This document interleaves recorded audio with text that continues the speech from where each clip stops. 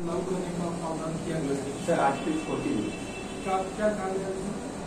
उसमें कहा गया है कि पंचायतों के गठन की बात की गई है। अच्छा, और इसके बाद सर पंचायती राज का आर्टिकल 243 में सर इसका गठन किया गया। आजकल न्यूज में हो जाता है uniform civil code, yes sir, समान नागरिक संहिता, यस सर।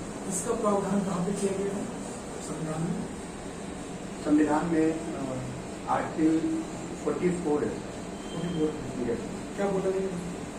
उसमें सर ये कहा गया है एक देश एक संविधान के अंतर्गत हमारे देश में जो भी एक घर है हमारा, इस घर में जितने भी लोग हैं सबके एक संविधान एक कानून, यानी हमारे जो संविधान में कहे गए हैं वो सारी बातों को एक ही मतलब सभी नागरिकों पे एक ही बात लागू होगी। इसमें क्या बाधाएं हैं इसको लागू करने में? इसमें सर मेरे समझ से सर जो कुछ बाधाएं हैं, क्योंकि हम जानते हैं कि हमारा देश एक धर्मनिरपेक्ष देश है और यहाँ पे कई धर्मों के लोग रहते हैं जिनकी संस्कृति अलग है, जिनकी मान्यताएं अलग है। और हमारे आर्टिकल में ये कहा भी गया है कि उनको कुछ धार्मिक स्वतंत्रता दी गई है। तो सर यूनिफॉर्म सिविल कोड लागू होने के पश्चात ये सब हो सकता है कि हमें विभिन्न धर्मों में कुछ लोगों का भावनाएं आहत हो या उनकी संस्कृति कुछ प्रभावित हो, जहाँ तक मुझे लगता है कि ये सबसे बड़ी बाधा उत्पन्न हो। तो जैसे अब यूनिफॉर्म सिविल कोड एक ऐसा कोड होगा जिसमें सभी लोगों के लिए एक लॉ, चाहे हिंदू हो चाहे मुस्लिम हो चाहे सिख हो चाहे ईसाई हो, लेकिन सबका अलग अलग। जैसे मोहम्मद लोग जो है शरीयत को मानते हैं, उनका Mohammed law, Hindu marriage act को मानते हैं 1985 को। तो ये कैसे पॉसिबल हो पाएगा? आपको लगता है कि पॉसिबल है? वर्तमान इंडिया में इतनी डाइवर्सिटी है, समाज में इतना अलग अलग टाइप के समाज है क्या? तो क्या आपको लगता है कि भारत में संभव है कि एक समान संहिता लागू हो सकता है? सर संभव हो सकता है, क्योंकि अभी हमारे सरकार ने अभी इसी चीज़ को दूर करने के लिए बहुत सारे जो धार्मिक संस्थाएं हैं जो मान्यता प्राप्त हैं उनसे विचार विमर्श कर रही है और जनता का भी इस पे ओपिनियन मांगा जा रहा है। तो सर सरकार तो एक रास्ता सर ये ढूंढ रही है। उम्मीद है सर कि अगर सभी धर्मों के लोग और सभी लोग अगर ये इस पर चाहेंगे सरकार का साथ देना एक मान्यता के अनुसार, तो कुछ सर सुधार पूर्वक या कुछ 1955 में जब हिंदू मैरिज एक्ट लाया गया था, आपको पता होगा, उस समय यूनिफॉर्म सिविल कोड लाने की बात हुई थी।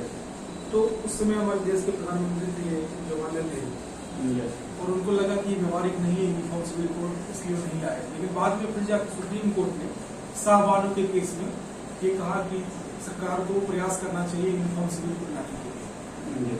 तो फिर उसके बाद गवर्नमेंट ने क्यों नहीं लाया? जब सुप्रीम कोर्ट ने कहा कि आपको लाना चाहिए, फिर उसके बाद क्यों नहीं लाया? तो उसके बाद सर इसका अनुसार मुझे पूरा पता नहीं। क्या आपको लगता है ये कंटेम्प्ट ऑफ कोर्ट है?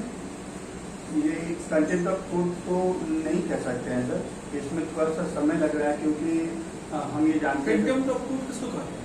अगर कोर्ट ने कोई डिसीजन दिया और हम उसे नहीं मान रहे हैं या फिर उसकी अवहेलना करते हुए अगर उसको लागू नहीं कर रहे हैं, तो इसमें न्यायालय की अवहेलना या मानना चाहिए। सेम सेक्स मैरिज का जो केस सुप्रीम कोर्ट में गया उसमें भी सुप्रीम कोर्ट ने कोई डिसीजन लेने में बड़ा दिक्कत हो रहा था कि क्या स्टैंड है, क्योंकि सेम सेक्स मैरिज के लिए इंडिया में कोई लॉ नहीं है। आर्टिकल 21 का आता है right to marry, right to choice, ये सब बात आर्टिकल 21 में है, लेकिन सेम सेक्स मैरिज के लिए कोई क्लियर लॉ नहीं है। उसमें भी सुप्रीम कोर्ट ने कहा कि यूनिफॉर्म सिविल कोड लाने का प्रयास किया जाए, गवर्नमेंट को उसमें कहा, लेकिन गवर्नमेंट कर नहीं पा रही है। कंटेम्प्ट ऑफ कोर्ट क्यों माना जाएगा?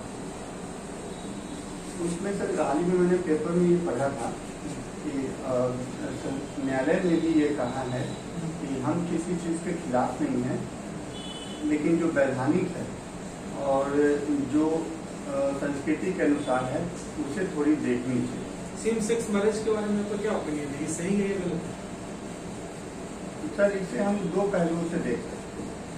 अगर हम इसे मानवीय पहलू से देखें तो सर मुझे यह जहाँ तक थोड़ी सी अमानवीय लगती है, लेकिन अगर हम बात करें जीवन जीने की स्वतंत्रता और इसके तहत, तो सर हर किसी को अपना ये अधिकार दिया गया कि वो अपनी लाइफ को किस तरह से जी सकते हैं। तो इसके तहत सर उनको स्वतंत्रता भी दी गई है और विश्व में कई देशों ने जो इसको मान्यता भी प्रदान किया है। और यहाँ भी सर इस बारे में अभी तो बातचीत चल रही है सर, और आगे जैसा भी सरकार का निर्णय होगा। आपका क्या सजेशन है? मेरा सजेशन अगर सर मैं इसमें सर पूर्णतः निष्कर्ष पे तो नहीं पहुंच सकता, क्योंकि सर इसमें दोनों चीज शामिल है। जब देश का ब्यूरोक्रेट जो है वो कंफ्यूज रहेगा तो आम जनता कैसे कंफ्यूजन दूर कर पाएगा? आप you are going to become a bureaucrat of Bihar, आप ऑडिटर बनने जा रहे हैं, एडमिनिस्ट्रेशन का हिस्सा बनने जा रहे हैं। जब आप कंफ्यूजन में रहेंगे, देश की आम जनता का क्या होगा?